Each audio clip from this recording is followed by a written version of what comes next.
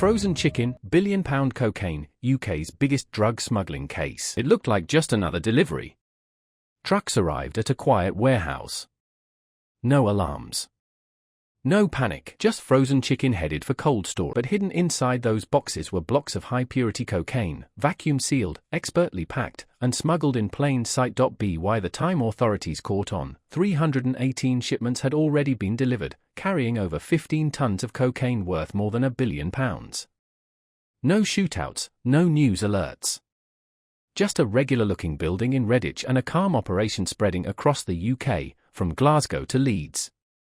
This is the true story of how one of the largest drug rings in UK history used chicken crates to flood the country with Class A drugs. The smuggling plan, simple but effective. From March to December 2022, a Dutch logistics firm sent 34 deliveries to a warehouse in Redditch. Everything looked legitimate: clean documents, approved routes, routine customs checks.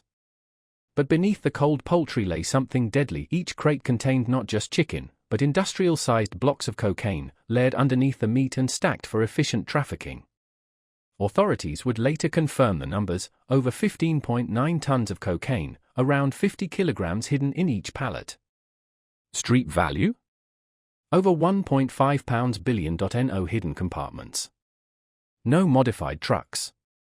Just drugs packed directly into food crates, blending into everyday shipments.